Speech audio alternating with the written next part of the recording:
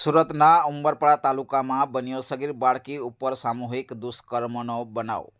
આ દુષ્કર્મનો બનાવ 15 માર્ચ 2026ના રોજ 2 થી 4 વાગ્યાના અરસામાં ઉમરપાડા પોલીસ સ્ટેશનના હદ વિસ્તારમાં બનવા પામ્યો છે।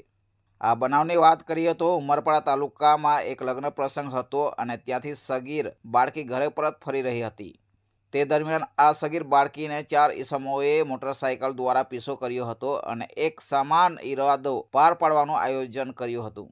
તેથી આ સગીર બાળકીને રોકી બળજબરીપૂર્વક પકડી પાડી એકબીજાની મદદગારીથી બદનામ કરવાનું કાવતરું રચ્યું હતું અને ત્યારબાદ આ સગીર બાળકીને નીચે પછાડી મોઢું દબાવી 4 ઈસમોએ મરજી વિરુદ્ધ વારાફરતી સામૂહિક દુષ્કર્મ આચર્યો હતો। જો કે આ બનાવની જાણ થતાં ઉમરપાડા પોલીસ સ્ટેશન ખાતે BNS 2023ની કલમ 72, 73, 74, 78, 2, 115, 2, 126, 2, 127, 351, 3, 54, 3, 5 અને protection of children from sexual offences act 2012ની કલમ 4, 2, 6, 8, 17 મુજબનો ગુનો દાખલ કરાયો હતો। તેથી જિલ્લા પોલીસ વડાએ સામૂહિક દુષ્કર્મના ગુનાને ગંભીરતાથી ધ્યાને લઈ તાત્કાલિક બનાવના સ્થળની વિઝિટ કર્યા બાદ દુષ્કર્મ આચરનાર આરોપીઓને ઝડપી પાડવામાં આવ્યા છે।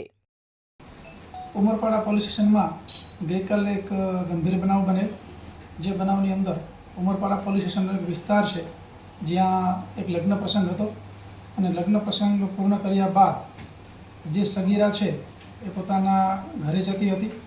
એ દરમિયાન આ જે આરોપીઓ છે એને એનો પીછો કરી અને એક અવળી જગ્યા છે ત્યાં એને પકડી અને સામૂહિક રીતે દુષ્કૃત્ય કરેલું। જ્યારે યુવતીએ એમના પરિવારજનને જે કિશોરીએ વાત કરી ઘટના અંગેની, તો તાત્કાલિક એના પરિવારજનોએ પોલીસનો સંપર્ક કરેલો અને આ ઘટનાને ખૂબ જ ગંભીરતાથી લઈ તાત્કાલિક અમે લોકો તમામ ટીમ સાથે ઉમરપાડા પહોંચી ગયેલા અને આની અંદર સંડોવાયેલા જે આરોપીઓ છે એ આરોપીઓની તાત્કાલિક ધરપકડ કરવામાં આવેલી। જે આરોપીઓ છે એ લોકોનું ડિટેલ ઇન્ટ્રોગેશન કરવામાં આવેલું છે અને ગુનો દાખલ કરી તપાસ જે છે એ ઉમરપાડા PI JG મોડ કરી રહ્યા છે। એનું સુપરવિઝન જે છે એ ઇન્ચાર્જ SDPO જે BK વનાર છે એ કરી રહ્યા છે। આની અંદર FSL અધિકારીઓની મદદ લઈ રહ્યા છીએ, મેડિકલ એક્સપર્ટ અને અમારી તમામ જે સંયુક્ત રીતે ટીમ જે છે એ મહેનત કરી રહી છે। ખાસ તમામ આરોપીઓ જે પકડાઈ ગયા છે એમાં 3 આરોપીઓ જે ઉમરપાડા વિસ્તારના છે અને એ પોલીસ સ્ટેશન વિસ્તારના જે આરોપીઓ છે એમના નામ છે એક મિતેશ વસાવા, એક આકાશ ચૌધરી અને જે 3 નંબરના આરોપી છે એ રાહુલ વસાવા અને અન્ય એક કાયદાના સંઘર્ષમાં આવેલ કિશોર છે, જે બાબતની અમે અલગથી જે એક્ટ મુજબની કાર્યવાહી કરી રહ્યા છીએ। ખાસ બનાવ સ્થળના પંચનામા, એના મેડિકલ પુરાવા અને સંપૂર્ણ તપાસ વૈજ્ઞાનિક ઢબે થાય અને કોઈ પણ પુરાવો છૂટી ન જાય અને જે આરોપીઓ છે એમને સખતમાં સખત સજા થાય એ પ્રકારની કાર્યવાહી કરી રહ્યા છીએ।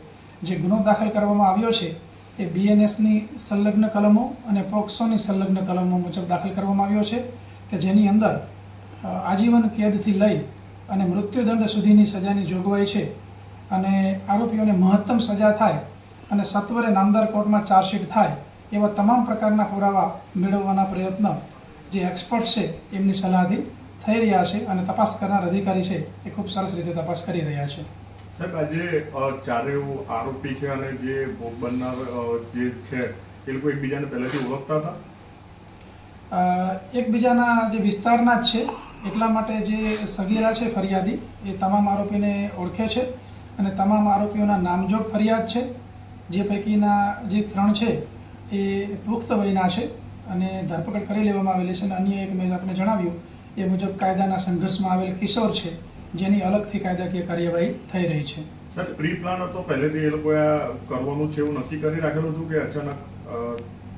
હાલ જે સાક્ષીઓ, ફરિયાદી અને આરોપીઓના જે ઇન્ટ્રોગેશન થયા છે એ મુજબ એવું હાલ પ્રાથમિક દ્રષ્ટિએ જણાતું નથી, પરંતુ હજી નામદાર કોર્ટમાં રજૂ કરી આરોપીઓના પૂરતા રિમાન્ડ લેવામાં આવશે, ડિટેલ ઇન્ટ્રોગેશન કરવામાં આવશે અને ત્યારબાદ સંપૂર્ણ તપાસની આગળ કાર્યવાહી કરી શકાશે અને આપણે જે વાત કરી એ બાબતે પણ અમે ઇન્ટ્રોગેટ કરી રહ્યા છીએ। સાહેબ, આરોપીઓ લગ્ન પ્રસંગમાં હાજર હતા કે પછી અન્ય રસ્તેથી એમનો પીછો કરવામાં આવ્યો? આરોપીઓ પણ લગ્ન પ્રસંગમાં હાજર હતા। Bureau report SGTV live news Surat, હર હંમેશ સત્યની સાથે।